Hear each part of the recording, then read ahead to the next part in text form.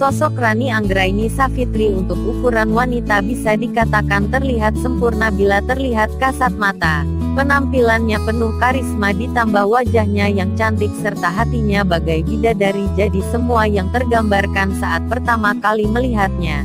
Sebagai seorang wanita, Rani Anggraini bisa dikatakan sukses dalam karirnya. Menjadi ketua Sahabat Kartini dan Yayasan Bahira serta memiliki beberapa outlet bisnis kuliner, Rani ternyata pernah mengalami keterpurukan dalam bisnis maupun rumah tangganya. Seperti apa cerita Rani tentang kehidupannya yang pernah jatuh dan berusaha bangkit demi anak gadis dan kedua orang tuanya? Berikut ungkapan Rani saat wawancara singkat di kediamannya di daerah Cibubur.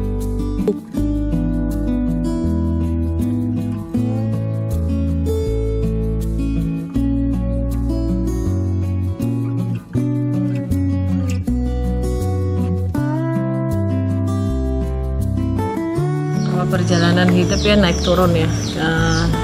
Saya pernah terlahir seneng, masa kecil juga prihatin, terus remaja prihatin, begitu mulai dewasa, mulai alhamdulillah Allah kasih saya rezeki, ada rezeki pun tertipu lagi.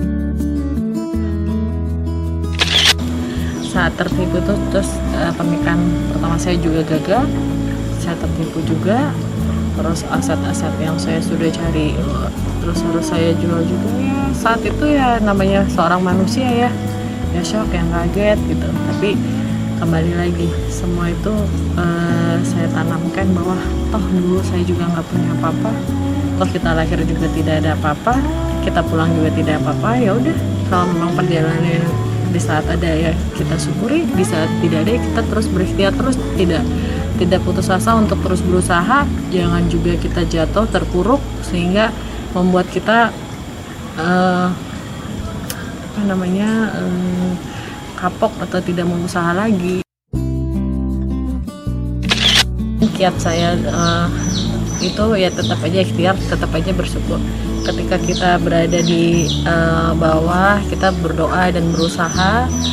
Bukan hanya berdoa aja, kita berusaha juga. Ketika kita di atas, kita bagaimana selalu melihat ke bawah sehingga rasa syukur itu terus ada pada diri kita.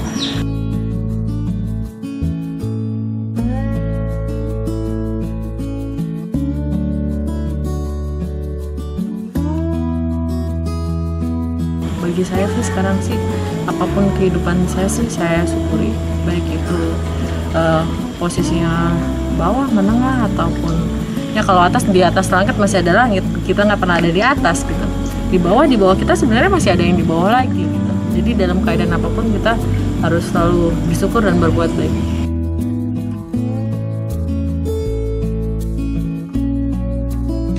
Saat itu waktu saya gagal itu saya juga kehilangan suami saya sendiri, nggak ada motivasi dari manapun.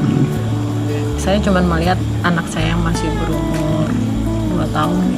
Saat itu ya, saya lihat saya punya tanggung jawab yang besar terhadap ini anak. Saya nggak boleh terjadi apa-apa. Dan saya juga kebetulan tulang punggung untuk kedua orang tua saya, juga adik-adik saya. Jadi kalau sayanya jatuh, bagaimana yang mereka yang lain?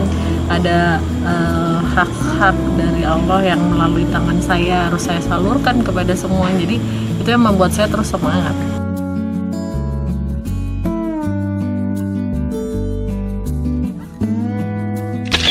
Lihat saat ini, masa kini. Saat itu ketika pun saya jatuh, saya masih bisa makan, anak saya masih bisa sekolah. Waktu itu memang baby house, saya masih bisa ada mobil, saya masih bisa bernafas. Kadang-kadang orang itu tuh terlalu berlebihan memikirkan masa yang ke depan, penuh ketakutan.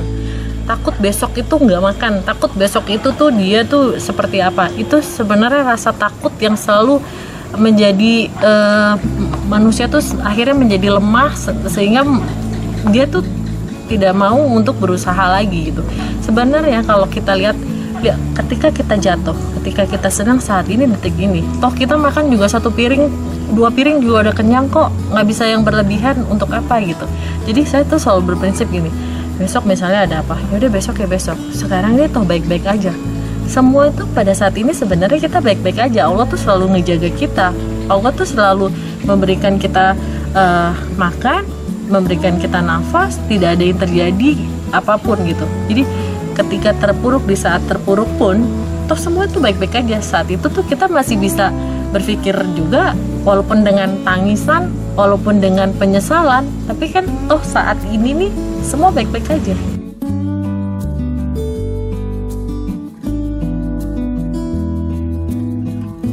Kalau saya bilang saya belum sukses.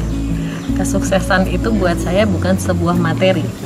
Kesuksesan buat saya adalah bagaimana saya bisa membahagiakan banyak orang, membahagiakan terutama anak-anak saya, orang tua saya, suami saya, atau kerabat saya, membahagiakan semua banyak semesta, baik itu bukan hanya manusia, juga binatang. Itu adalah suatu kesuksesan di mana saya merasakan kebahagiaan ketika saya melakukan sesuatu, orang itu juga bahagia. Untuk apa kalau kita nilai kesuksesan itu dengan sebuah harta?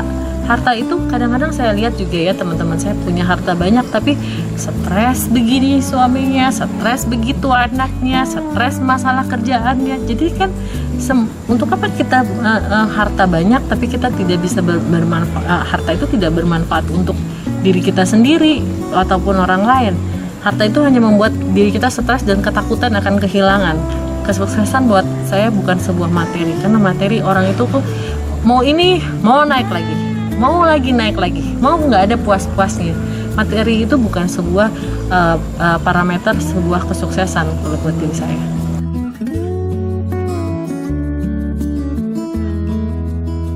Yang saya takutkan saya tidak bisa melakukan sesuatu untuk orang lain dan tidak bisa membahagiakan orang lain.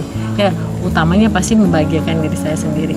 Kebahagiaan buat diri saya adalah ketika saya bisa membahagiakan orang lain, ketika saya bisa merasakan apa yang saya lakukan, hati saya bahagia.